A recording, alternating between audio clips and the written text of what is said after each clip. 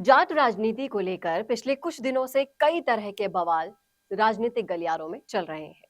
इनके साथ साथ किस तरह की राजनीति लोगों के द्वारा की जा रही है, पूरे सोशल मीडिया पर यह भी चर्चा का विषय बना हुआ है। पहले तो उपराष्ट्रपति जगदीप धनखड़ के साथ जो हुआ, उसके बाद कई तरह के सवाल राजनीतिक गलियारों में अब उठने लगे हैं। और उन सवालों में जो सबसे बड़ा सवाल है वो ये है कि जाट कौम से पंगा लेकर क्या कांग्रेस अस्तित्व में रह पाएगी? क्योंकि उपराष्ट्रपति जगदीप धनखड़ के मामले में पूरी तरह से राहुल गांधी का इन्वॉल्व होना ये दर्शाता है कि कांग्रेस को अपने इस वोट बैंक की कोई भी कद्र नहीं है। और इस वीडियो में आज हम बात करने वाले हैं इस मुद्दे पर कि जाट कौम से पंगा लेना क्या कर देगा कांग्रेस को पूरा खत्म। तो जानने के लिए जुड़े रहिए लास्ट तक मेरे साथ। नमस्कार, मैं हूं चेतना शर्मा आपके साथ और आप देखना शुरू कर चुके हैं राजस्थान संवाद। तो बात कर रहे हैं हम जाट कौम की, जो कि हमेशा से कांग्रेस का वोट बैंक रहा है और ये सभी को पता है। और जातियों की तरह इनकी भी यही मांग रही है कि उनकी कौम से ही मुख्यमंत्री बनाया जाए, लेकिन वो तो संभव ही नहीं हो सका। लेकिन देश के इतने गरिमामय पद पर अगर इस जाति का कोई शख्स प्रतिनिधित्व कर रहा है तो उसका तो कम से कम लिहाज करना चाहिए, सम्मान करना चाहिए। ऐसा लोगों का कहना है कि जी हाँ, क्योंकि इस चीज को लेकर जाट जाति के लोगों में भारी रोष व्याप्त है और अपनी भावनाएं वो इसी तरह से जाहिर कर रहे हैं कि जाट जाति का ही नहीं, ये पूरा अपमान किसान कौम का है और पूरे देश का भी अपमान है। जिस तरह से उनकी मिमिक्री करके उनका मजाक उड़ाया गया, वो ये साबित करता है कि विपक्ष कितने निचले स्तर पर गिर चुका है।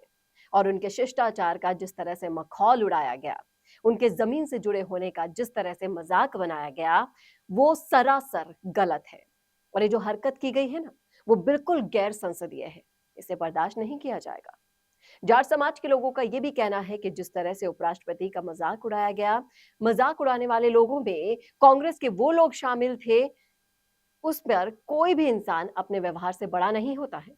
और कांग्रेस के नेताओं ने ये साबित कर दिया कि वो अपने व्यवहार में किस स्तर तक गिर सकते हैं। उन्हें सोचना चाहिए था कि वो कहां बैठे हैं, किधर बैठे हैं, नहीं बैठे हैं। उन्होंने जगह का भी लिहाज नहीं किया और व्यवहार उसकी तो बात ही छोड़ दीजिए। जब आप संसद में बैठे हैं तो वहां पर आपका व्यवहार बिल्कुल उम्दा होना चाहिए, बिल्कुल खरा उतरना चाहिए, शालीन होना चाहिए।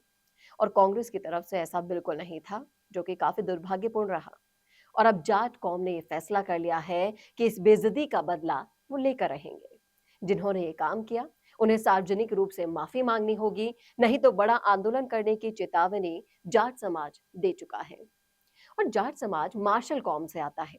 जाट समाज से सबसे ज्यादा किसान आते हैं, सबसे ज्यादा खिलाड़ी आते हैं। तो हमारे देश के लिए ये कौम जब मर मिटने को तैयार होती है तो इनकी इज्जत उछालने वाले और इनका मखौल उड़ाने वाले लोगों को बख्शा क्यों जाए? जाट समाज से जुड़े हुए संगठन, पंचायत ने सभी ने फैसला कर लिया है कि अब गुनहगारों को माफी मांगनी होगी, नहीं तो आंदोलन किया जाएगा। और अगर ऐसा हुआ तो कांग्रेस के साथ जो एकमात्र वोट बैंक बचा हुआ था वो भी उनके हाथ से निकल जाएगा। और इस कौम से पंगा लेना कांग्रेस को वाकई में बहुत भारी पड़ जाएगा। क्या है आपकी राय, क्या है आपका सोचना? हमारी इस रिपोर्ट पर कमेंट करके जरूर बताइएगा कमेंट बॉक्स में। और ऐसी ही वीडियोस के लिए देखना ना भूलें राजस्थान संवाद। नमस्कार। कौन देखता है अब टीवी? टीवी पर आपको कितनों ने देखा, ये कैसे पता चलेगा?